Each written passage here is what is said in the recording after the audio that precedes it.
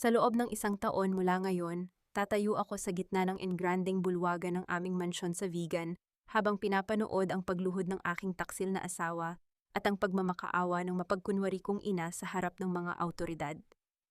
Mawawalan sila ng lahat. Ang kanilang yaman, ang kanilang huwad na dangal, at ang bawat sentimong ninakaw nila sa aking pagkatao. Ngunit sa sandaling ito, may isang lihim na numerong kasalukuyang tumatakbo sa aking isipan. Isang account code na hindi nila kailanman mahuhulaan at magsisilbing mitya ng kanilang kabiguan. Bago ko isara ang aking mga mata sa huling pagkakataon bilang isang biktima, kailangan ko munang marinig ang bawat pako na ibinabaon nila sa aking kabaong. Consuelo, sigurado ka bang hindi na siya magigising ng maaga? Masyadong matalas ang pandinig ni Juliana, baka mabulilyaso ang paglilipat ng mga papeles. Ang boses ni Rafael de Monteverde ay parang malapot na lason na pilit na pumapasok sa aking pandinig. Kahit na ang buong katawan ko ay tila nakabaon sa ilalim ng isang dambuhalang tipak ng yelo. Nakahiga ako sa puting kama ng ospital. Sariwa pa ang hapdi ng hiwa sa aking tagiliran mula sa pag-aalay ng bahagi ng aking atay para sa babaeng kasalukuyang kausap niya. Huwag kang mag-alala, Rafael. Juliana is too stubborn for her own good, but she's weak right now. Kung magising man siya at magtanong, sasabihin na lang natin sa media na nagkaroon siya ng post-operative psychosis. Sino ba ang maniniwala sa isang baliw? Ang malamig na tawa ni Doña Consuelo, ang sarili kong ina, ay mas masakit pa kaysa sa operasyong pinagdaanan ko. Sila ang mga taong inalayan ko ng buhay, ngunit sa likod ng manipis na kortina ng VIP room, kasalukuyan nilang niluluto ang aking kamatayan sa mundo ng negosyo. Ate will always be the martyr, singgit ni Isabella, ang bunsong kapatid na buong buhay ko ay pinalaki sa luho mula sa sarili kong bulsa. She thinks she's saving the hospital. Hindi niya alam she's just preparing the throne for me and Rafael. Naramdaman ko ang mabilis na tibok ng aking puso sa monitor, isang ritmo ng nagngangalit na puot. Napilit kong pinapakalma.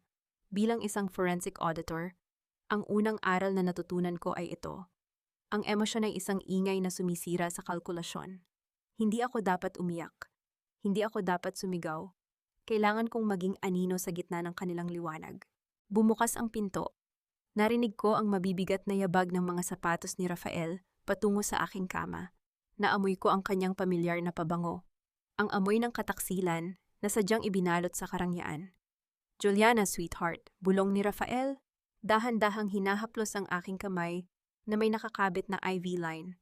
Ang haplos niya ay tila isang uod na gumagapang sa aking balat. Gising ka na ba?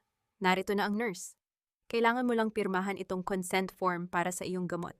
Isang mabilis na notification ang naramdaman ko sa aking smartwatch na nakatago sa ilalim ng kumot. Isang alert mula sa aking private server. Mayroon lamang silang 10 minuto bago dumating ang notaryo publiko na kasabwat nila sa labas ng pintuan. Kung pipirmahan ko ang papel na ito, tuluyan ng magiging abo ang lahat ng aking pinaghirapan. Ngunit kung tatanggi ako ngayon, lalong magiging mabilis ang kanilang pag-atake. Dahan-dahan kong idinilat ang aking mga mata. Ang puting liwanag ng kwarto ay bumulag sa akin ng sandali. Ngunit ang aking paningin ay agad na nakatutok sa mga mata ni Rafael. Walang bakas ng luha sa akin. Walang panginginig. Rafael, mahinahon kong sabi. Ang aking boses ay paos, ngunit kasing linaw ng isang kristal. Nasaan ang laptop ko?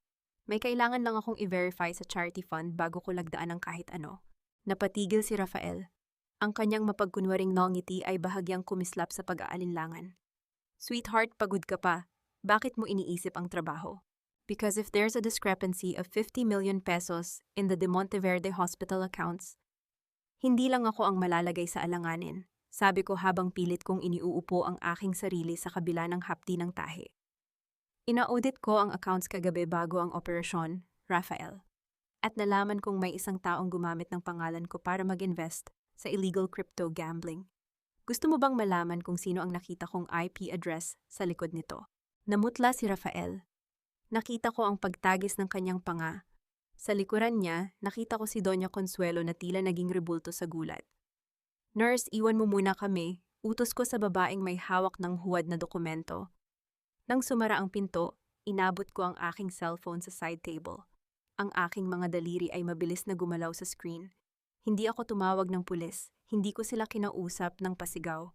Sa halip, pinindot ko ang execute button sa isang program na 3 buwan ko nang inihanda. Juliana, huwag kang maging matigas ang ulo. Singhal ni Doña Consuelo, nawala na ang kanyang banal na anyo.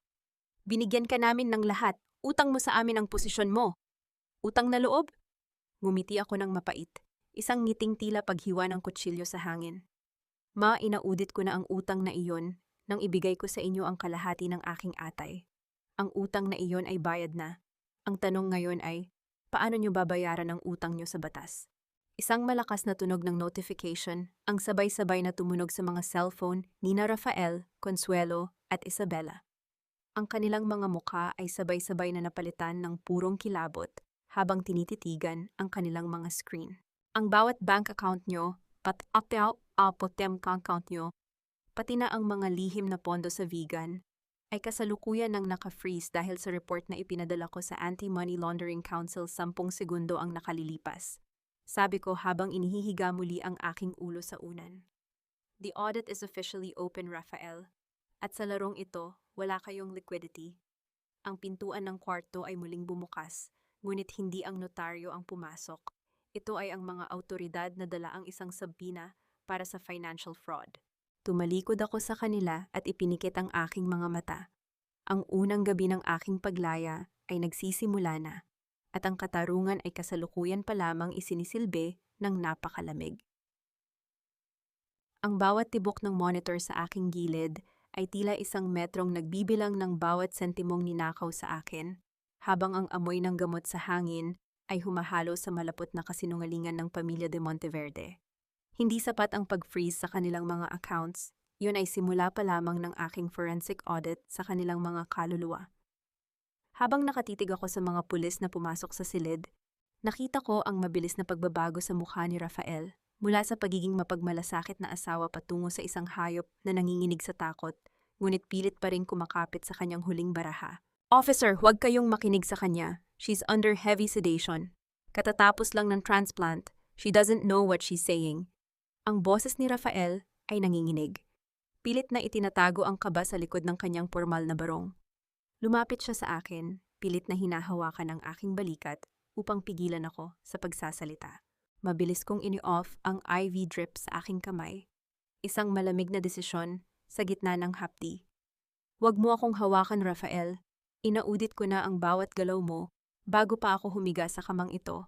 Ang dokumentong pinapipirmahan niyo sa akin ay hindi para sa gamot. It's an irrevocable transfer of assets.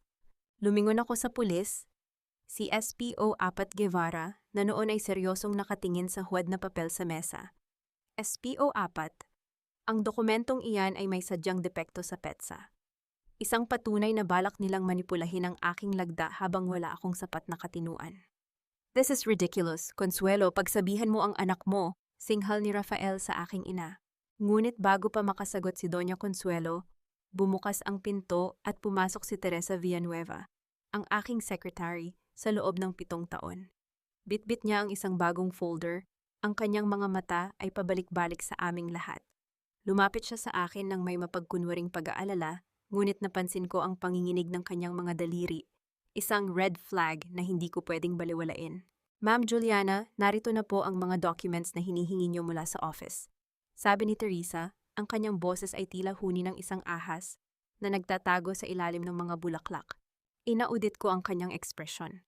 Alam ko na ang folder na iyon ay naglalaman ng mga ghost entries na sadyang inihanda ni Rafael upang palabasin na ako ang nagnanakaw sa sarili naming kumpanya. Tinanggap ko ang folder nang hindi siya tinitingnan ng diretso. Sa loob ng aking isipan, binibilang ko na ang bawat pagkakamali ni Teresa.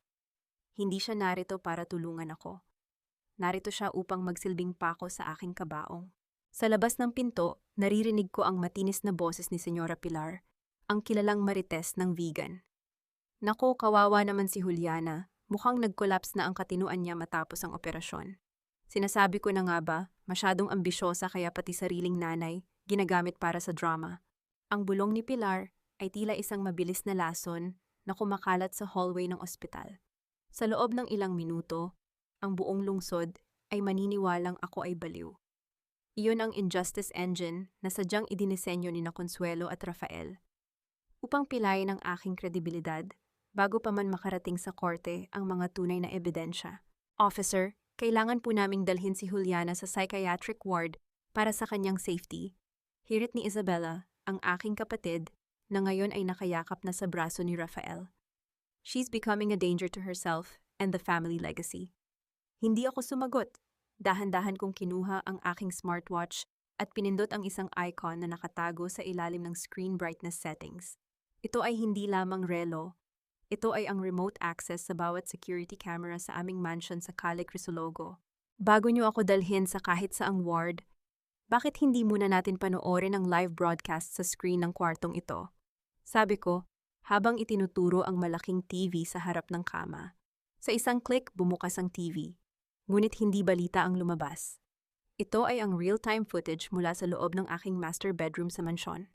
Nakita ng lahat, kasama na ang mga pulis, ang isang figura na kasalukuyang naghahalo ng mga gamot sa aking bedside carafe, habang may kausap sa telepono.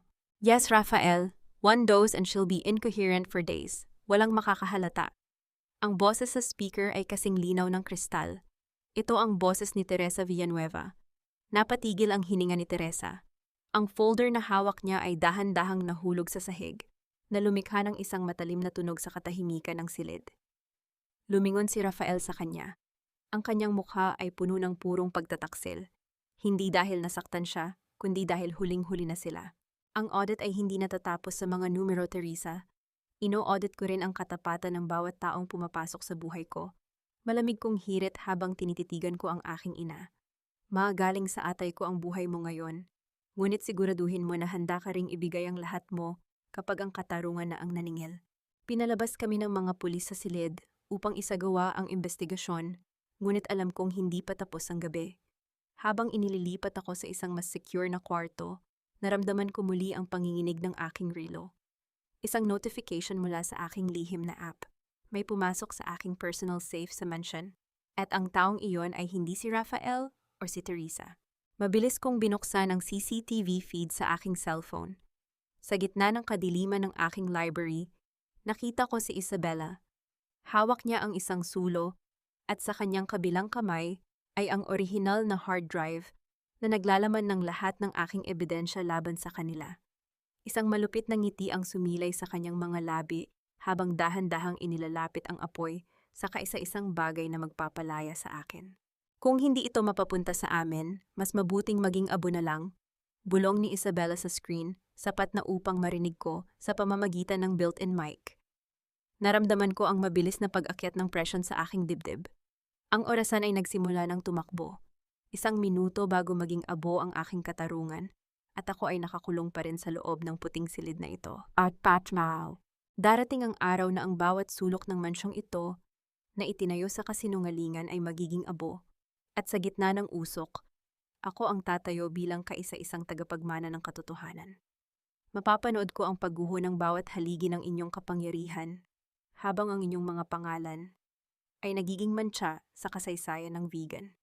Ngunit sa sandaling ito, habang nakatitig ako sa maliit na screen ng aking cellphone at pinapanood ang sarili kong kapatid na sinusunog ang aking kinabukasan, isang malamig na kapayapaan lamang ang nananalaytay sa aking mga ugat. Inakala ninyong ang apoy ang tatapos sa akin, ngunit hindi ninyo alam na ako ang nagdisenyo ng bawat silid na inyong tinatapakan.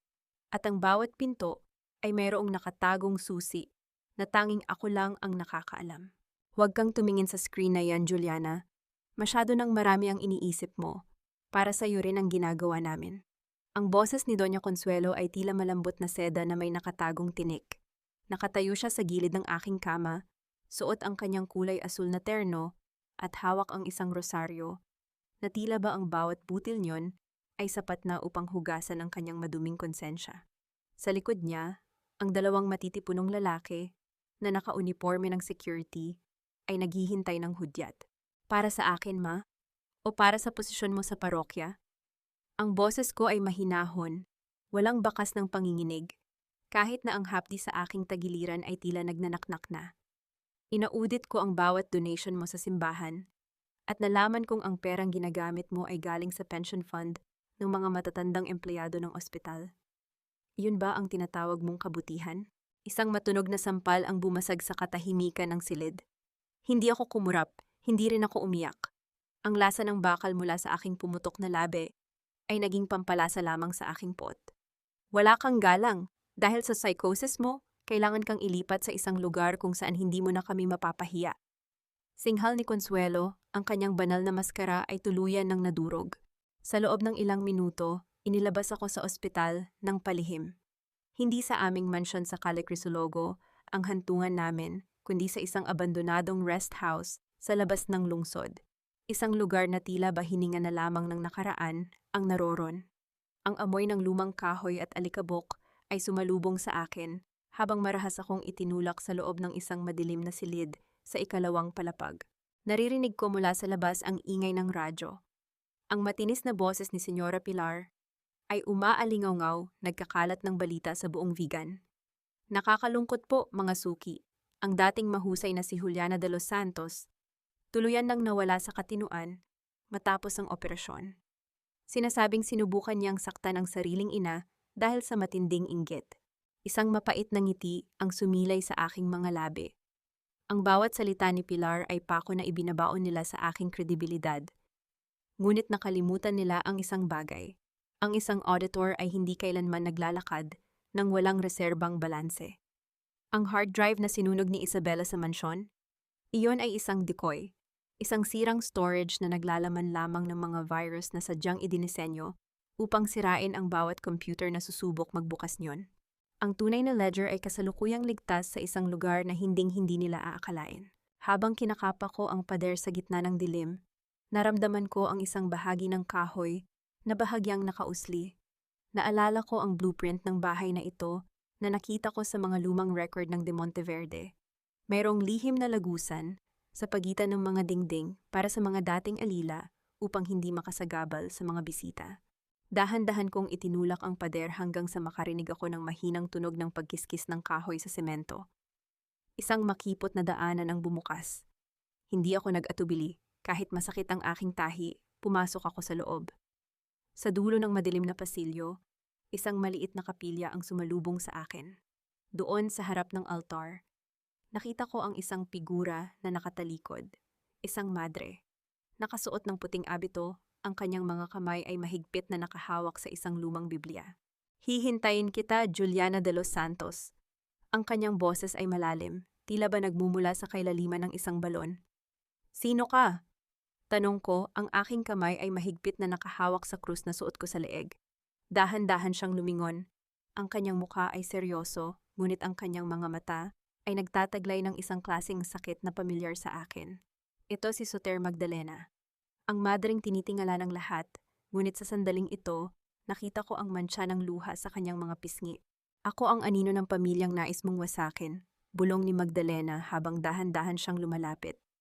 Inaudit ko na ang buhay ng mga De Monteverde bago ka pa man isilang, at alam ko kung saan nakabaon ang bawat bangkay na pilit nilang itinatago. Naramdaman ko ang panlalamig ng aking buong katawan. Inabot niya sa akin ang isang maliit na piraso ng papel. Nang buksan ko ito, naramdaman ko ang mabilis na pag-ikot ng paligid. Hindi ito ledger, hindi rin ito utang. Ito ay isang listahan ng mga accounts mula sa Switzerland at ang pangalang nakasulat sa pinakaitaas ay ang pangalan ng aking ama na akala ko ay 10 taon nang patay. Arturo de los Santos. Buhay ang tatay mo, Juliana, bulong ni Magdalena, sapat na upang magpatigil sa takbo ng aking mundo. At siya ang may hawak ng huling alas na wawasak sa Doña Consuelo na itinuturing mong ina.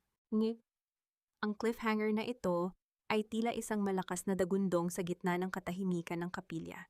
Ang audit ng aking buhay ay nagsisimula pa lang maglabas ng mga nakatagong liabilities. At sa pagkakataong ito, ang katarungan ay hindi lamang tungkol sa pera. Ito ay tungkol sa dugo. 1 taon mula ngayon, tatayo ang aking mapagkunwaring ina sa harap ng altar ng katedral. Hihingi ng tawad sa bawat taong ninakawan niya ng dangal, habang ang aking kapatid na sakim ay hihimlay sa putikan ng sarili niyang kahihiyan. Walang matitira sa kanila kundi ang hungkag na pangalang De Monteverde na sadyang ibinaon ko sa limot. Ngunit sa sandaling ito, Habang pinagmamasdan ko ang babaeng itinuring kong kanang kamay na kasalukuyang ninanakaw, ang huli kong pag-asa. Naramdaman ko ang kuryente ng katarungan. Isang lihim na code ang nakatanim sa hard drive na yon. Isang digital na mitya na sadyang idinisenyo upang sunugin sila mula sa loob. Juliana, please understand. Raphael promised to pay for my son's heart transplant. I have no choice. I cannot let my child die just to save your career. Ang boses ni Teresa Villanueva ay basag. Puno ng pait at desperasyong nanggagaling sa isang inang wala ng matakbuhan. Nakatayo siya sa loob ng kapilya ng rest house. Hawak ang itim na hard drive na kinuha niya mula sa loob ng aking tagong bag habang nakikipag-usap ako kay Soter Magdalena. Ang kislap ng takot sa kanyang mga mata ay pilit na nilalabanan ang kanyang pagkagahaman sa kaligtasan. Inaudit ko ang bawat tono ng kanyang boses. Walang galit sa akin, tanging ang malamig na luhika ng isang auditor ang namamayani. Teresa, inaudit ko na ang katapatan mo nung unang araw pa lang. I knew about your son. Inunahan na kita. Raphael didn't set aside that money. Inaudit ko ang accounts niya kaninang umaga bago mo ako ipagkanulo. Ang perang ipinangako niya sa'yo, it's already transferred to Isabella's shopping account sa Paris. Namutla si Teresa. Ang kanyang nanginginig na kamay ay mas lalong humigpit sa hard drive. You're lying. Sinabi niya sa akin na secured na ang pondo. Numbers don't lie, Teresa. People do. Mahinahon kong sagot habang dahan-dahan akong humahakbang palapit sa kanya. Ang tunog ng aking mga yabag sa lumang kahoy na sahig ay tila ba isang babala. Raphael is using you as a liability dump. Oras na maibigay mo sa kanya ang drive na yan, ikaw ang magiging mukha ng lahat ng fraud sa De Monteverde. You're not saving your son. You're just auditing your own imprisonment. Sa labas, narinig namin ang tunog ng papalapit na sasakyan. Ang kislap ng mga headlight ay tumama sa mga bintana ng kapilya, nagbibigay ng mga nakakatakot na anino sa mga rebulto ng mga santo. Nandyan na sila, bulong ni Magdalena mula sa anino ng altar. Juliana, you have 2 minutes. Kapag nakuha ni Raphael ang data na iyan bago natin ma-upload ang original ledger ng tatay mo, tuluyan nang mabubura ang trail ng Switzerland accounts. Mabilis na tumakbo si Teresa patungo sa pinto. I'm sorry, Juliana, I have to try. Hindi ko siya hinabol. Nanatili akong nakatayo sa gitna ng kapilya. Pinanood ko siyang lumabas at ibigay ang hard drive kay Raphael na ngayon ay bumababa mula sa kanyang sasakyan.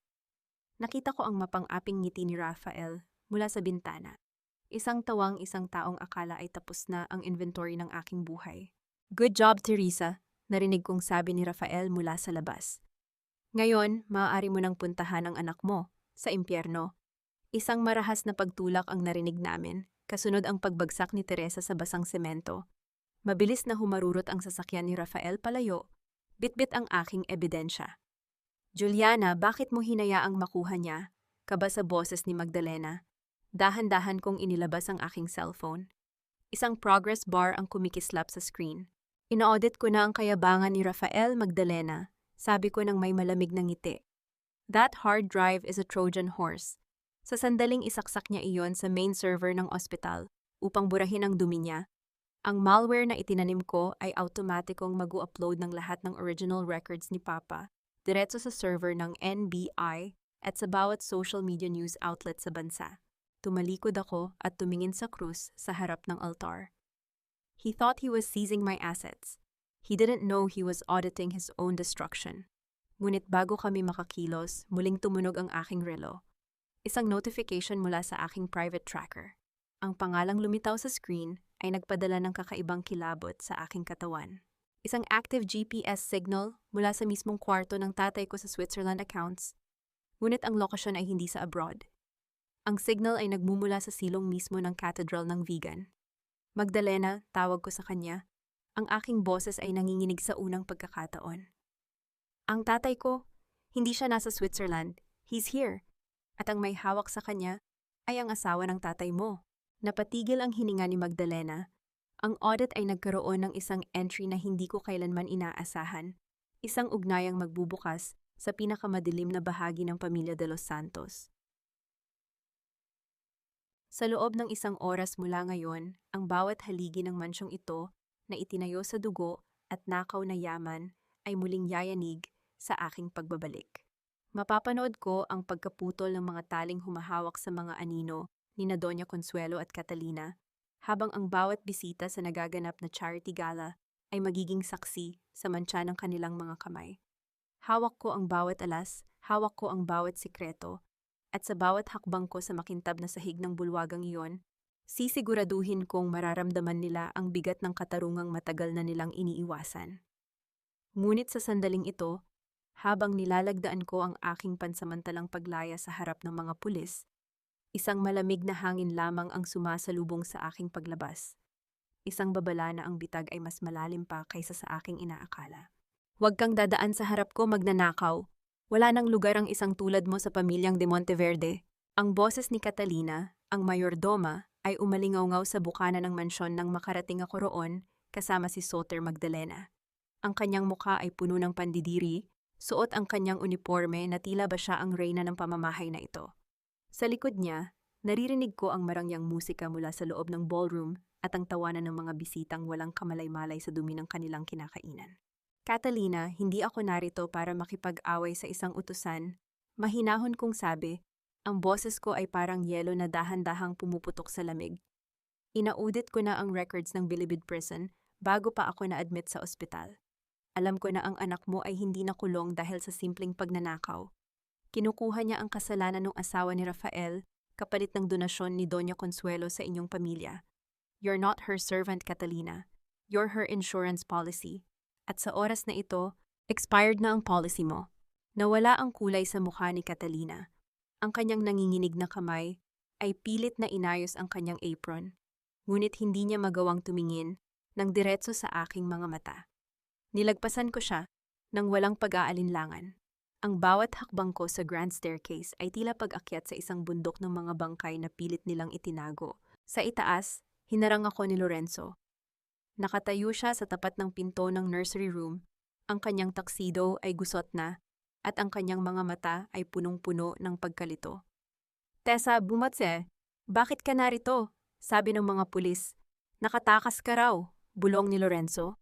Ang kanyang boses ay puno ng takot na tila ngayon lang niya napagtanto na hindi niya ako kilala. I didn't escape, Lorenzo. I was bailed out by the truth, malamig kong sagot. Papasukin mo ako. Kailangan mong makita ang nasa ilalim ng silid na ito. Dito namatay ang asawa mo, di ba? Sa gitna ng sunog na walang malinaw na pinagmulan? Stop it, Juliana. Huwag mong babuyin ang alaala niya. Singhal niya, ngunit hindi ko siya pinansin. Marahas kong itinulak ang pinto ng nursery. Ang amoy ng alikabok at luma ay sumalubong sa amin. Dumiritso ako sa tapat ng bintana at binilang ang mga tili sa sahig. 1, 2, 3. Lumuhod ako sa malamig na semento. Gamit ang isang maliit na pako na kinuha ko sa aking bulsa, sinimulan kong prying ang gilid ng tile. Ang tunog ng semento na dahan-dahang pumuputok ay tila huni ng katarungang nais nang lumabas sa madilim nitong kulungan. Tessa, anong ginagawa mo? Tanong ni Lorenzo habang dahan-dahan siyang lumalapit. Sa isang malakas na pagpihit, naangat ko ang tile. Inasahan kong makikita ang ledger na sinasabi ni Padre Arturo o ang mga dokumento ni Papa. Ngunit sa halip na papel, isang duguang damit ng bata ang bumungad sa aming harapan, ang damit na suot ng aming panganay na anak noong araw na aksidenteng. Namatay ang asawa ni Lorenzo, na may mga bakas ng uling at isang bagay na mas nakakatakot. Ang marka ng isang palad na gawa sa krudo. Napatigil ang hininga ni Lorenzo. Ang tunog ng kanyang mabilis na paghinga ay umalingaw-ngaw sa buong silid, kasabay ng panginginig ng kanyang mga kamay. Hindi ito ledger, bakit ito narito? Bulong ni Lorenzo, ang boses ay puno ng kilabot. Inaudit ko ang pattern ng sunog sa records ng bumbero. 10 taon na ang nakalilipas, Lorenzo, sabi ko habang dahan-dahang kinukuha ang duguang tela. Ang sumiklab na apoy ay hindi nagsimula sa kuryente. Nagsimula ito sa labas ng pinto ng silid na ito. At ang damit na ito, bakit ito nakatago rito sa ilalim ng sahig ni Doña Consuelo? Mula sa pintuan ng nursery, narinig namin ang isang mahina, ngunit matalim na tunog ng pagpalakpak. Nakatayo roon si Doña Consuelo, hawak ang kanyang rosaryo, ang kanyang mukha ay hindi na nagpapanggap na banal. Ang kislap ng kanyang mga mata ay puno ng purong kamandag. Matalino ka talaga, Juliana. Pero gaya ng bawat mahusay na accountant, nakalimutan mo ang pinakaimportanteng aral. Sabi ng aking ina, Ang boses niya ay kasing lamig ng sementong tinatapakan ko. Lorenzo, ibigay mo sa akin ang damit na iyan. Iyan ang huling piraso na magpapatunay na ang asawa mo ang pumatay sa sarili niyang anak bago siya namatay sa sunog. Do you want the town to know that the De Monteverde name is built on the grave of a child killer? Naramdaman ko ang mabilis na tibok ng aking puso. Ang laro ay naging isang madugong audit ng aming nakaraan. Ang bawat salita ni Consuelo ay isang bago at nakakalitong entry sa aming ledger ng kasinungalingan. Ma, is this true? Tanong ni Lorenzo. Ang kanyang mundo ay kasalukuyan ng gumuho sa kanyang harapan. Tingnan mo ang iyong cellphone, Lorenzo. Hirit ko, pilit na pinapanatili ang aking katinuan sa gitna ng banta ng aking ina. Ang video na ipinadala ni Soter Magdalena, panoorin mo kung sino ang huling lumabas sa nursery bago i-lock ang pinto mula sa labas. Ang cliffhanger na ito ay nagpapatigil sa bawat hininga sa loob ng silid. Sino ang tunay na halimaw na nagkukubli sa likod ng dangal? At handa ba si Lorenzo na harapin ang katotohanang ang sarili niyang ina ang siyang pumatay sa kanyang pamilya upang makuha ang insurance money na nagligtas sa kanilang ospital? 1 taon mula ngayon, aalalahanin ko. Ang gabing ito, hindi bilang simula ng aking pagbagsak, kundi bilang ang pundasyon ng aking huling tagumpay. Mapapanood ko ang bawat piraso ng kasinungalingan na binuo ni Doña Consuelo na maglalaho na parang usok sa harap ng katotohanan. Hawak ko ang bawat alas, bawat lihim na ugnayan, at ang bawat banta na ipinupukol nila ay magsisilbing lakas upang tuluyan silang itapon sa kawalan. Ngunit sa sandaling ito, habang nakatitig kami ni Lorenzo sa screen ng cellphone sa loob ng madilim na nursery, isang katotohanan lang ang nanunuot sa aming isipan. Ang tunay na demonyo ay hindi nanggagaling sa labas, kundi sa mismong pusong pilit naming pinoprotektahan. Panorin mo, Lorenzo. Inaudit ko ang oras ng bawat galaw sa mansyong ito sa tulong ni Magdalena. Ang katotohanan ay hindi marunong kumurap kahit na ang mga tao ay dalubhasa sa pagpikit. Ang boses ko ay parang yelo na humihiwa sa mainit na tensyon sa loob ng silid. Sa maliit na screen, lumitaw ang isang malabong footage mula sa isang lumang security camera na lihim na itinago ng aking tatay bago siya namatay. Nakita namin ang isang anino, isang babaeng nakauniporme ng mayordoma, may hawak na mitsa, habang si Doña Consuelo ay nakatayo sa dulo ng pasilyo, mahigpit ang hawak sa kanyang rosaryo. Isang mabilis na pagpihit ng susi, at ang pinto kung nasaan ang asawa ni Lorenzo, 10 taon na ang nakalilipas, ay tuluyan ng sinarado bago sumiklab ang unang kislap ng apoy. Hindi ito totoo, bulong ni Lorenzo, ang kanyang boses ay tila huni ng isang taong nalulunod sa gitna ng tuyong lupa. Mama, bakit mo magagawa ito sa pamilya natin? Huwag kang makinig sa kanya, Lorenzo. Manipulation iyan ng mga De Los Santos.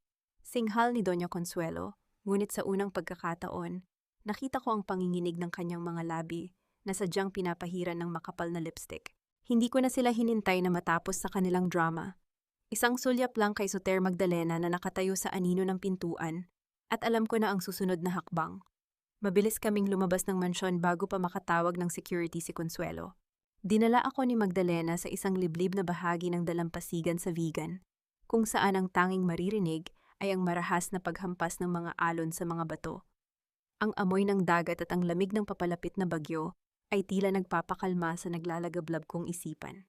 Naupo kami sa isang lumang bangka na nakataob sa buhangin. Juliana, kailangan mong malaman kung bakit ako nakikialam sa audit na ito. Simula ni Magdalena. Tinanggal niya ang kanyang suot na belo at sa ilalim ng liwanag ng buwan, nakita ko ang peklat sa kanyang leeg.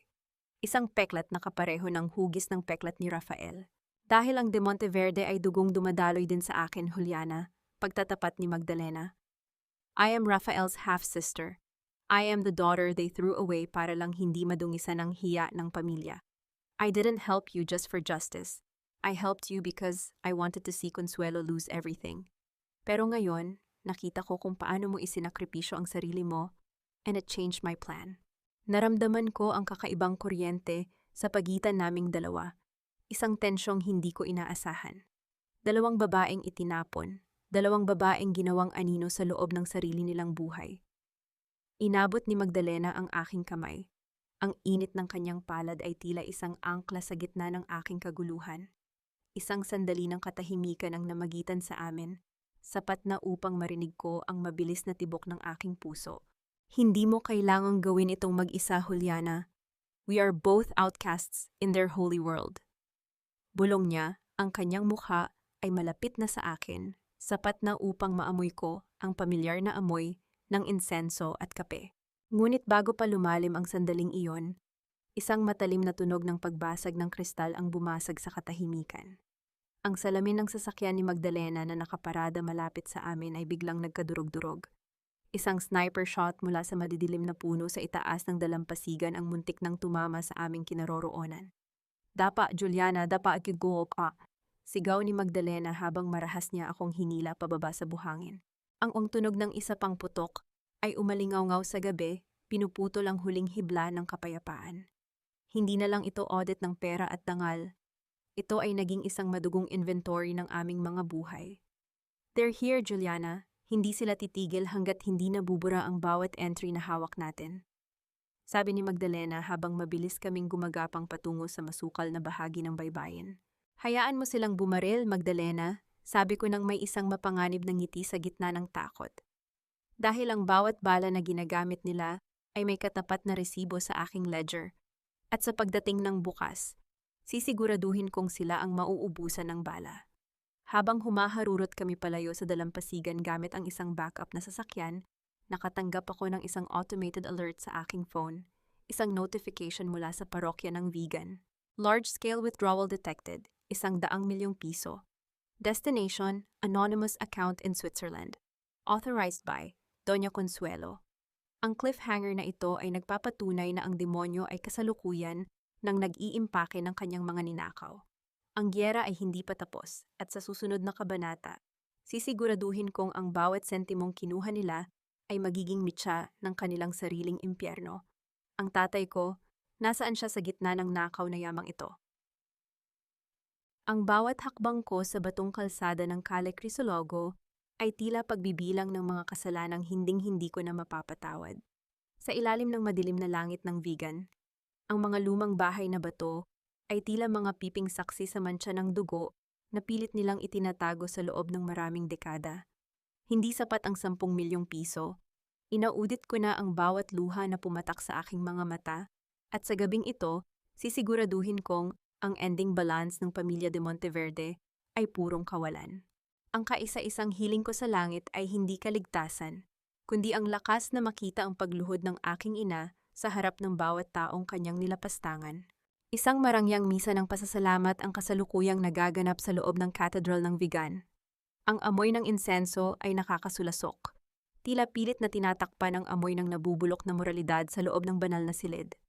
Naroon si Doña Consuelo, nakaupo sa unang hilera, suot ang kanyang puting belo na akala mo ay isang anghel na bumaba mula sa langit. Sa tabi niya ay si Rafael, na tila walang bakas ng tangkang pagpatay sa amin kanina sa dalampasigan. "Juliana, bakit ka narito? Sinasayang mo ang oras natin." Bulong ni Rafael nang makita niya akong naglalakad sa aisle, patungo sa kanilang kinauupuan. Hindi ko siya sinagot. Huminto ako sa tapat ni Doña Consuelo. Ang matanda ay dahan-dahang tumingin sa akin. Ang kanyang mga mata ay walang bakas ng pagsisisi. Tanging ang malupit na otoridad ng isang reynang ayaw bitawan ang kanyang trono. Ginawa ko ang nakasanayang ritual ng bawat anak sa Pilipinas. Ang pagmamano. Kinuha ko ang kanyang kamay. Ang kanyang balat ay malamig at tuyo. Tila ba wala ng buhay na dumadaloy doon. Ipinatong ko ang kanyang kamay sa aking noo, ngunit sa halip na basbas, ang naramdaman ko ay ang panginginig ng kanyang mga daliri. Inaudit ko ang kanyang pulso sa loob ng ilang segundong iyon, mabilis, irregular, natatakot siya. "Bless po, ma," mahinahon kong sabi, sapat na upang marinig ng mga tao sa paligid. "Sana ay dinggin ng Diyos ang bawat dasal nyo, lalo na ang tungkol sa perang inilipat nyo sa Switzerland kaninang madaling araw." Napatigil ang bulungan ng mga deboto sa paligid. Nakita ko ang mabilis na pamumutla ng mukha ni Consuelo. Ang kanyang rosaryo ay dahan-dahang nadulas mula sa kanyang kamay at bumagsak sa marmol na sahig, na lumikha ng isang matalim na tunog sa gitna ng katahimikan ng simbahan. "Just keep acting crazy, Juliana. At least you're rich and crazy." Bulong ni Rafael sa aking tenga, habang pilit niya akong inilalayo sa kanyang ina. Wala kang mapapala rito. The town believes me, not you. Ang yaman ay nagde-depreciate, Rafael. Ngunit ang ebidensya ng pandaraya, lumalago ang interest niyan sa impyerno. Malamig kong hirit habang binabawi ko ang aking siko. Sa gitna ng misa, lumapit si Soter Magdalena sa akin. Bilang isang madre, malaya siyang nakakagalaw sa loob ng katedral.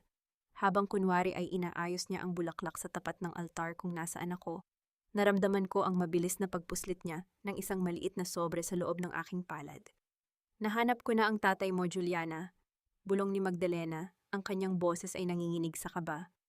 Nasa ilalim siya ng kumbento. Bilisan mo, balak na siyang ilipat ni Consuelo bukas. Naramdaman ko ang mabilis na pag-akyat ng dugo sa aking ulo. Ang tatay ko, buhay siya at nasa ilalim lang ng katedral na ito.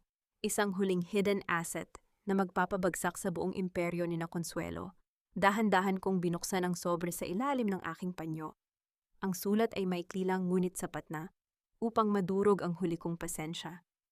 Juliana, if you use the master ledger, our whole family will burn. I am ready to be the fuel, but are you ready to be the architect of our destruction? Ngunit bago ko pa maitago ang sulat, ang aking cellphone sa loob ng bag ay biglang yumanig ng sunod-sunod. Isang serya ng mga notifications ang bumaha sa screen ko. Inaudit ko ang mga mensahe. Ang aking hininga ay tila naging isang nagyayelong hangin. Ang lahat ng aking personal bank accounts, ang perang itinago ko para sa aking proteksyon at ang pondo para sa aming huling laban, ay biglang naging zero. Now you really have nothing, narinig kong sabi ni Doña Consuelo sa likuran ko. Nakatayo na siya, ang kanyang mukha ay puno ng mapang-aping ngiti habang tinititigan ng aking cellphone. Inaudit ko rin ang katapatan ng bank manager mo, Juliana. It turns out, everyone has a price. Nabalot ng isang nakabibinging katahimikan ang katedral. Ang bawat mata ng mga santong nakatitig sa akin ay tila ba naghuhusga. Ang aking pera ay wala na, ang aking kredibilidad ay durog na, at ang aking kaaway ay kasalukuyan nang nagsasagawa ng kanyang huling liquidation sa aking buhay. Ang cliffhanger na ito ay nagpapatunay na sa audit ng buhay, hindi sapat ang maging tama. Kailangan mong maging handa kapag ang kalaban mo ay ang mismong taong nagbigay sa iyo ng buhay. Paano ko ililigtas ang tatay ko kung wala na akong kahit isang kusing? Ang bawat sulok ng mansyong Monteverde ay tila nababalot ng amoy ng mamahaling sampagita, isang pabangong sadyang inilagay ni Doña Consuelo upang pagtakpan ang amoy ng nabubulok na sikreto sa loob ng aming tahanan. Habang nakaupo ako sa dulo ng mahabang lamesang mahoganya, pinagmamasdan ko ang bawat kilos ng aking pamilya sa ilalim ng liwanag ng kristal na chandelier. Ang aking accounts ay zero na, ang aking pangalan ay kasalukuyang kinakaladkad sa putikan ng vegan. Ngunit sa loob ng aking isipan, nagsasagawa ako ng isang huling imbentaryo. Hindi nila alam na ang pinakamahalagang asset ko ay hindi ang perang kinuha nila, kundi ang katotohanang kasalukuyang nakatago sa ilalim ng aking balat. Juliana, hiha, bakit hindi mo tinitikman ang pagkain? Pinagawa ko iyan espesyal para sa iyong paggaling. Ang boses ni Doña Consuelo ay tila malambot na pelus. Ngunit nararamdaman ko ang talim ng kanyang mga mata. Inilapit niya sa akin ang isang baso ng gatas. Inumin mo na rin ang iyong mga bitamina. Sabi ng doktor, kailangan mong magpahinga ng mahimbing para mawala ang iyong mga delusion. Inaudit ko ang kislap ng baso sa ilalim ng ilaw. Alam ko ang timpla ng pamilyang ito. Ang bitaminang sinasabi niya ay ang pampatulog na gagamitin nila upang ilipat ako sa isang pasilidad sa Baguio bukas ng madaling araw, isang lugar kung saan tuluyan na akong mawawala sa paningin ng publiko. Salamat ma, pero mas kailangan niyo yata ng bitamina para sa inyong konsensya. Mahinahon kong sabi habang dahan-dahan kong inilalayo ang baso. Ang tunog ng pagkiskis ng kristal sa lamesa ay tila isang babala sa gitna ng katahimikan. Ate, stop being so dramatic. You're lucky Mama is still looking after you after what you did to the charity fund, singit ni Isabella. Nakaupo siya sa tabi ni Rafael. Ang kanyang kamay ay dahan-dahang gumagapang sa ilalim ng lamesa, patungo sa hita ng aking asawa. Sa harap ng aking mga mata, walang hiyang hinahaplos ni Isabella ang braso ni Rafael. Tila ba sadyang ipinapakita sa akin na nakuha na niya ang lahat ng sa akin.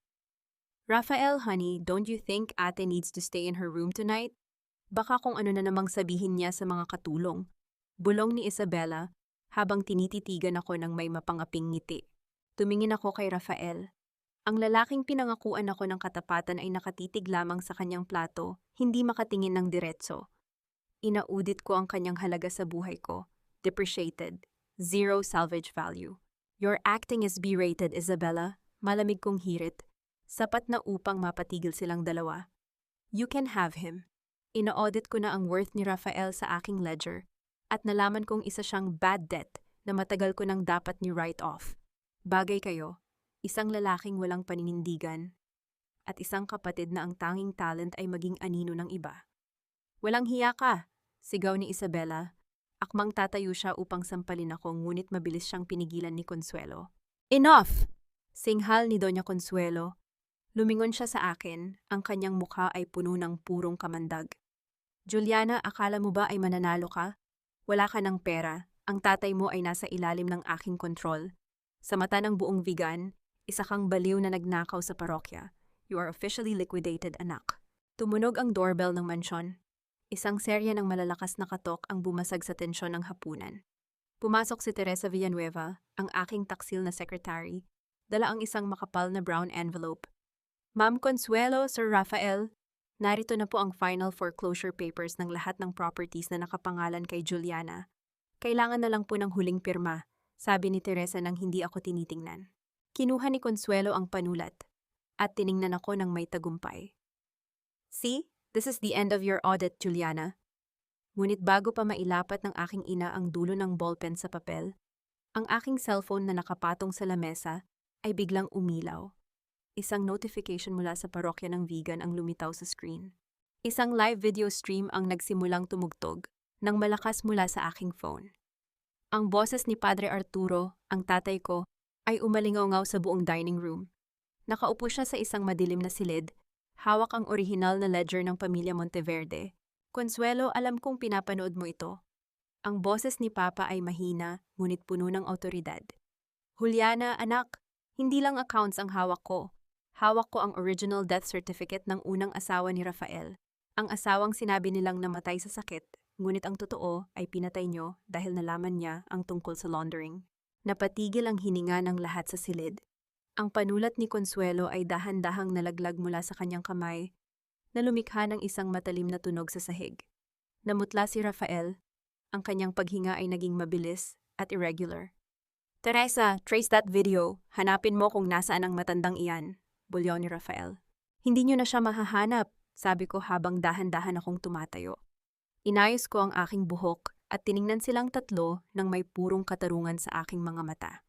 Inaudit ko ang seguridad ng cathedral bago pa ang misang ito. Sa loob ng 10 minuto, ang video na iyan ay magiging viral sa buong Ilocos Sur. At ang pulis? Hindi sila darating para arestuhin ang isang baliw.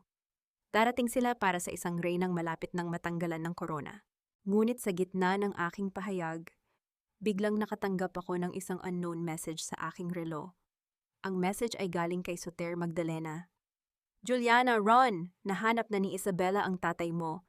They are setting the convent basement on fire. Ang cliffhanger na ito ay nagpapatigil sa bawat tibok ng aking puso. Ang audit ay hindi na lang tungkol sa pera. Ito ay naging isang karera laban sa nagbabagang apoy. Sa loob ng 8 oras mula ngayon, ang bawat marangyang ilaw sa loob ng bulwagan ng Vegan Convention Center ay magsisilbing saksi sa pagbagsak ng isang reynang binuo ang kanyang trono sa ibabaw ng mga pangarap na kanyang pinatay. Mapapanood ko ang unti-unting pagguho ng bawat pader na itinayo ni Rafael at Consuelo habang ang katarungan ay isinisilbi ng kasing lamig ng simoy ng hangin sa Ilocos. Hawak ko ang bawat piraso ng ebidensya, ang bawat resibo ng kanilang kataksilan, at ang kaisa-isang susi na magbubukas sa pinto ng kanilang bilangguan. Ngunit sa sandaling ito, habang nakatitig ako sa mausok na paligid ng silong ng katedral, isang buhay lamang ang kailangang maisalba upang maging ganap ang balanse ng aking buhay. Juliana, huwag kang pumasok! Masyado nang makapalang usok! Ang sigaw ni Padre Rafael ay narinig ko mula sa aking likuran. Ngunit ang aking mga paa ay tila may sariling isipan. Hindi ako tumigil. Inaudit ko ang bilis ng apoy at ang direksyon ng hangin. Bilang isang auditor, alam ko na ang bawat segundo ay may katapat na halaga. At sa pagkakataong ito, ang halaga ay ang buhay ng aking ama. Ang bawat hakbang ko sa madilim at mainit na pasilyo ay tila paglalakad sa gitna ng nagbabagang impyerno na sadyang idinisenyo ng sarili kong kapatid. Papa, nasaan ka? Sigaw ko, pilit na nilalabanan ang hapdi ng usok sa aking mga mata. Sa dulo ng pasilyo, nakita ko si Soter Magdalena. Nakaluhod siya sa harap ng isang dambuhalang pinto na gawa sa bakal. Ang kanyang mga kamay ay puno na ng uling habang pilit niyang pinipihit ang kandado. Sa likod ng pintong iyon, naririnig ko ang mahinang pag-ubo ng isang matandang lalaki. Ang tatay ko na akala ko ay matagal nang kinuha ng kamatayan. Nandito siya, Juliana, pero ayaw bumukas ng pinto. Isabella took the keys bago niya sinindihan ang mga lumang archive. Ang boses ni Magdalena ay nanginginig sa pagitan ng pag-ubo at takot. Mabilis akong lumapit. Inalis ko ang aking suot na jacket at binasa ito ng tubig mula sa tumutulong tubo sa kisame. Magdalena, help me with the leverage. Gamitin natin ang bakal na ito. Sa isang malakas na pagpihit namin, narinig ko ang matalim na tunog ng pagkawasak ng kandado. Ang pinto ay dahan-dahang bumukas. Inilalantad ang isang matandang lalaking nakatali sa silya. Si Arturo de los Santos. Ang kanyang mga mata ay nanlalabo na, ngunit nang makita niya ako, nakita ko ang isang butil ng luha na gumulong sa kanyang pisngi. Juliana, anak! Bulong niya bago siya tuluyang nawalan ng malay. Sa tulong ni Magdalena at ng ilang mga trabahador na mabilis na rumesponde, nailabas namin si Papa mula sa nagbabagang gusali. Habang inilalagay siya sa loob ng ambulansya, naramdaman ko ang isang malamig na hawak sa aking braso. Si Teresa Villanueva. Ang aking taksil na sekretary ay nakatayo sa aking tabi. Ang kanyang mukha ay punong-puno ng pagsisisi. Ma'am Juliana, I'm sorry, I had to do it for my son. Hikbi ni Teresa. But Rafael, he lied to me. He never intended to help. Ginamit niya lang ako para makuha ang dummy drive mo. Tinitigan ko siya ng diretso sa mata. Isang tinging walang galit. Tanging ang malamig na katotohanan ng isang auditor. Inaudit ko na ang kasalanan mo, Teresa.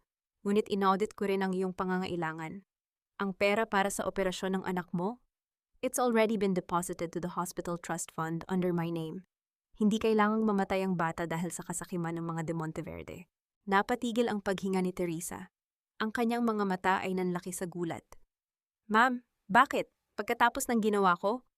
Dahil ang katarungan, Teresa, ay hindi kailanman naghahanap ng biktima sa mga inosente. I am an accountant of justice, not of revenge, mahinahon kong sabi. Ngayon, bigyan mo ako ng dahilan para mapatunayan na ang iyong loyalty ay hindi pa tuluyang nag-expire. Dahan-dahang inabot ni Teresa ang kanyang bag. Inilabas niya ang isang maliit na USB drive. Ang kulay pilak na drive na sadyang itinago niya bago pa man siya nahuli ni na Rafael. This is the real evidence, ma'am. Ang ibinigay ko kay Rafael kanina ay ang decoy na may malware. Ito ang laman ng lahat ng Switzerland accounts ni Doña Consuelo at ang recording ng usapan nila ni Isabella tungkol sa pagsunog sa ospital noon. Kinuha ko ang USB drive. Nararamdaman ko ang bigat nito, ang bigat ng katarungang matagal nang naghihintay na maipakita sa mundo. Salamat, Teresa. This is your first entry to redemption. Mabilis ang takbo ng oras, habang ang buong vegan ay kasalukuyan nang naghahanda para sa Monteverde Grand Hospital Gala. Ako ay nasa loob ng isang tago at ligtas na opisina kasama si Magdalena. Ang aking katawan ay pagod, ang aking tahi ay kumikirot, ngunit ang aking isip ay nananatiling matalas. Rafael and Isabella are planning to flee right after the gala, bulong ni Magdalena habang tinitingnan ng monitor. Mayroon na silang private flight patungong Singapore. Doña Consuelo is using the gala as a distraction upang tuluyan ng maklear ang fund transfers. Hayaan mo silang mag-impake, Fahats. Sabi ko habang isinusuot ang aking itim na gown. Isang gown na tila ba kulay ng gabi ng kanilang paghuhukom. Because tonight, they're not flying to Singapore. They're flying straight to the audit of their lives. Tumingin ako sa salamin.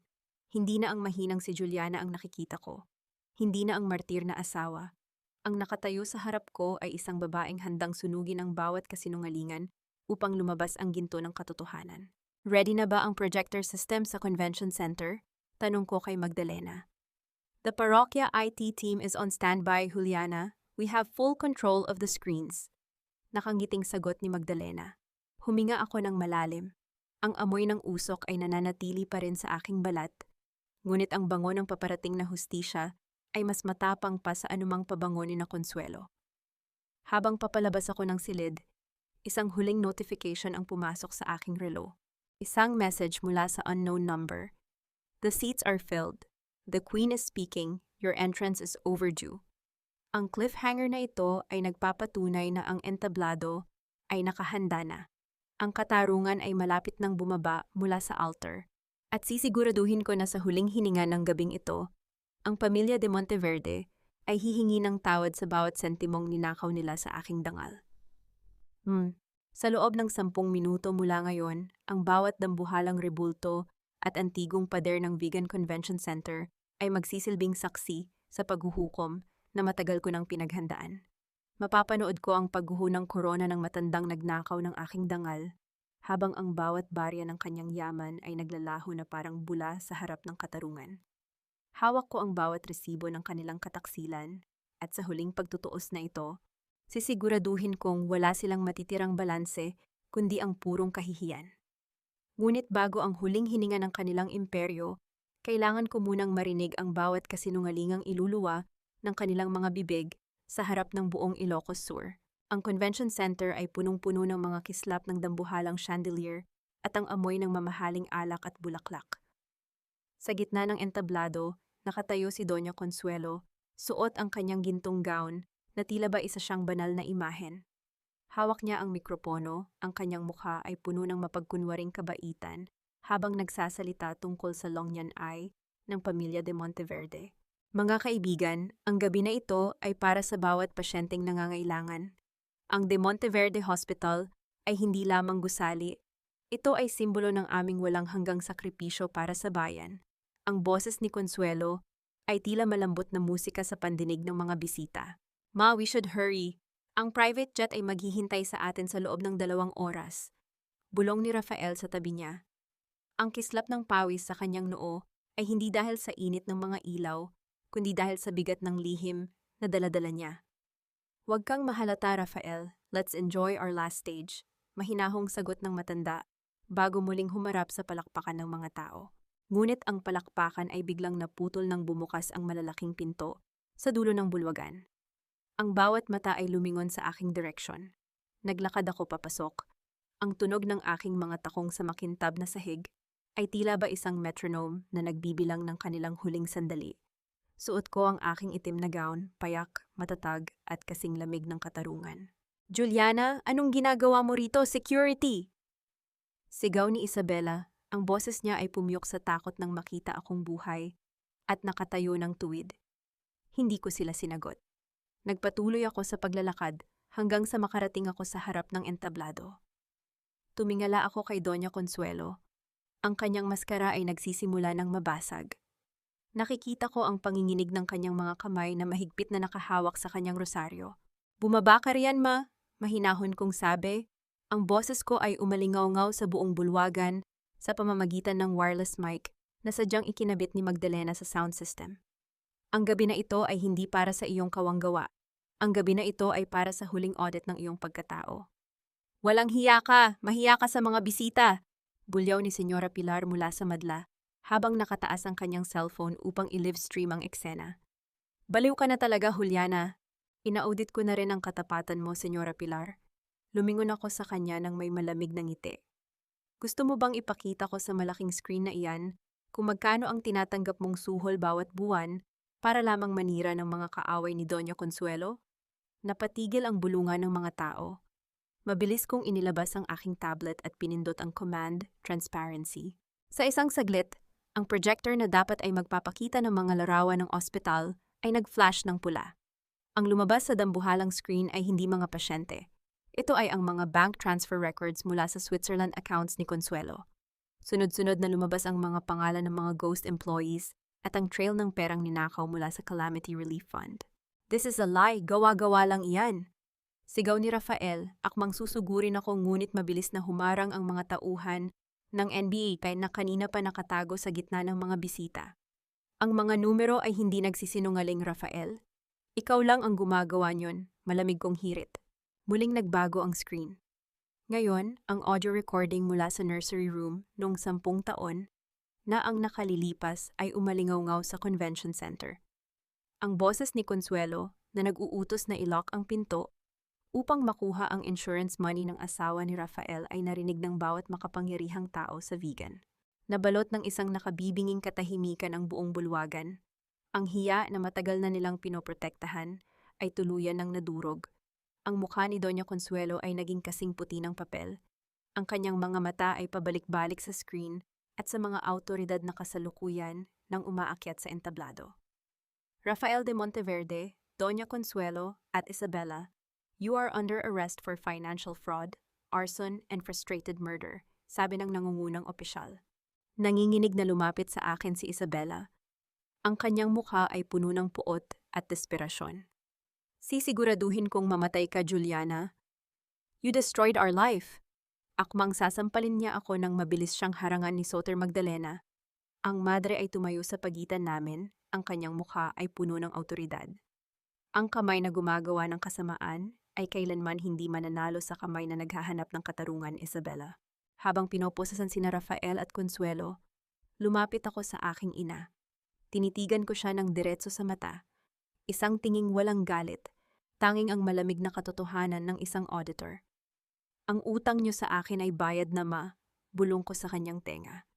Ngunit ang utang niyo sa bawat taong pinatay at ninakawan niyo, iyon ang hindi niyo kailanman mababayaran, kahit magstay pa kayo sa kulungan hanggang sa huling hininga niyo. Pinanood ko silang ilabas ng mga autoridad sa gitna ng mga flash ng camera at ang pangungutya ng mga taong dati ay yumuyukod sa kanila. Ang bawat hakbang nila palayo ay tila pagbura sa mantsa ng aking nakaraan. Ngunit sa gitna ng aking tagumpay, isang mahinang tunog ng notification ang yumanig sa aking relo. Isang mensahe mula sa ospital kung nasaan ang aking ama. Juliana, nahanap na namin ang original trust fund ni Arturo de los Santos. Ngunit may isa pang pangalang nakatala sa sub-level account. At ito ay ang pangalan ng asawa ng tatay ni Rafael. Napatigil ang aking hininga. Ang audit ay hindi pa pala tuluyang sarado. May isang anino pa sa likuran ni Consuelo na hindi ko pa nakikita. Sa loob ng ilang buwan, mula ngayon, tatayo ako sa gitna ng plaza ng Vigan. Pinagmamasdan ng bawat turista na kumukuha ng larawan sa mga antigong bahay na bato, habang ang pangalang de Monteverde ay isa na lamang malabong alaala ng nakaraan. Walang matitira sa kanila kundi ang alikabok ng kanilang sariling kasakiman. Hawak ko ang huling dokumento ng pagmamay-ari, ang huling entry na magsasara sa lahat ng kanilang utang. Ngunit bago ang huling pagtulog ng gabi, kailangan ko munang harapin ang huling anino na nagmumula sa kailaliman ng aming kasaysayan. May isang lihim na hindi kayang burahin ng kahit anong apoy, isang katotohanang kasalukuyang nakatago sa loob ng isang luma at kalawanging safe sa silong ng cathedral. Juliana, stop. You've already won. Bakit kailangan mo pang hukayin ang mga bagay na matagal nang nabaon? Isipin mo ang katahimikan ng ating pamilya. Ang boses ni Doña Consuelo ay nanginginig na sa pagitan ng rehas ng detention cell, kasing gasgas ng tuyong dahon na hinihipan ng hangin. Wala na ang kanyang gintong gown, wala na ang kanyang autoridad. Nakasuot siya ng kulay kahel na uniporme ng bilanggo. Ang kanyang mukha ay tila isang maputlang telon na sadyang nilamukos ng sarili niyang mga pagkakamali. Hindi ako kumibo. Inaudit ko ang bawat linya sa kanyang mukha. Ang katahimikang sinasabi niyo, ma, ay hindi kapayapaan. Iyon ay ang nakabibinging tunog ng inyong mga lihim.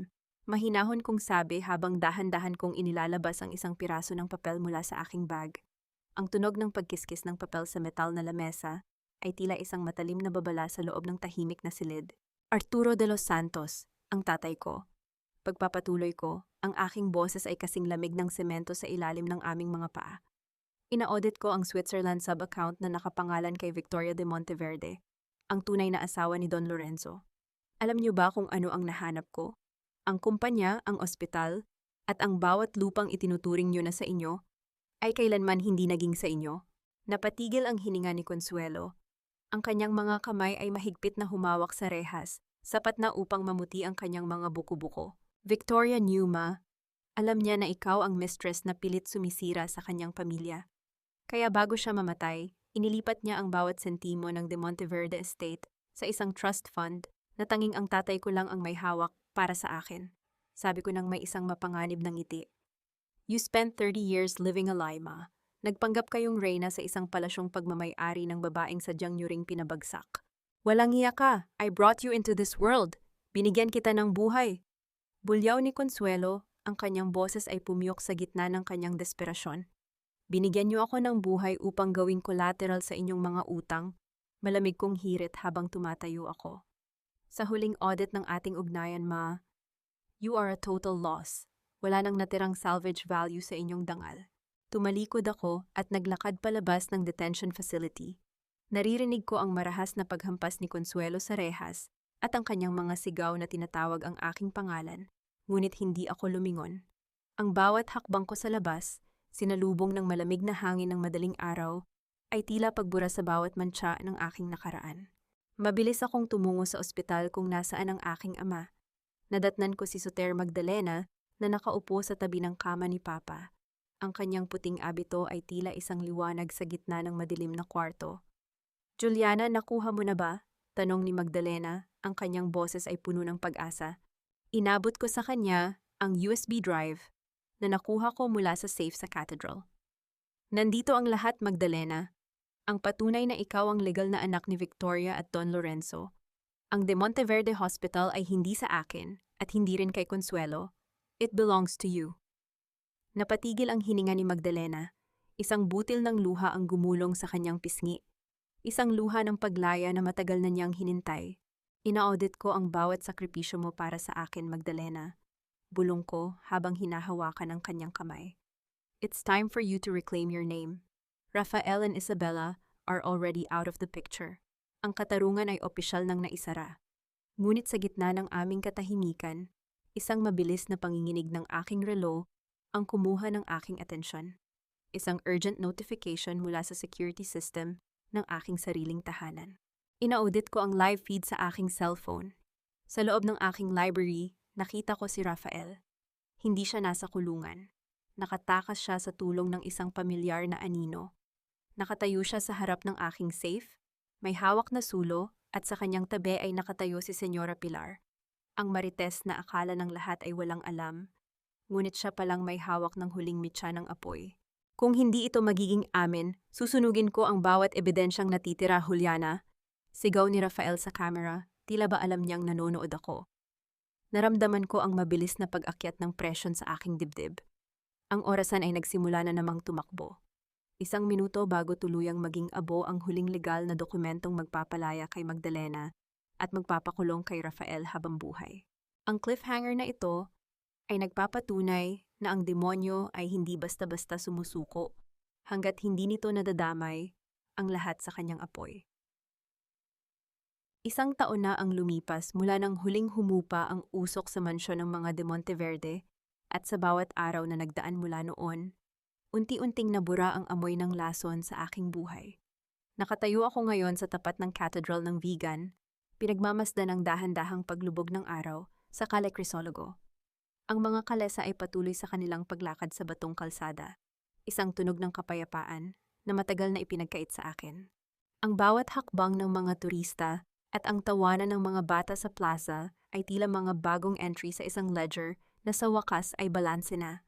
Hindi nagtagumpay si Rafael sa kanyang huling tangkang pagsunog. Inaudit ko ang bawat segundo ng kanyang galaw sa tulong ng NBEA at bago pa man madampi ang apoy sa mga dokumento ni Victoria, nakuha na siya ng mga autoridad sa loob mismo ng aking library. Si Senyora Pilar, ang babaeng ang tanging puhunan, ay ang dangal ng iba, ay kasalukuyan na ring nahaharap sa mga kasong obstruction of justice at libel. Ang bawat live stream niya ay naging ebidensya laban sa kanya. Kumusta na ang mga taong minsang naging anino ng aking gabi? Si Doña Consuelo ay nananatili sa loob ng rehas. Wala na ang kanyang mga brilyante at marangyang terno.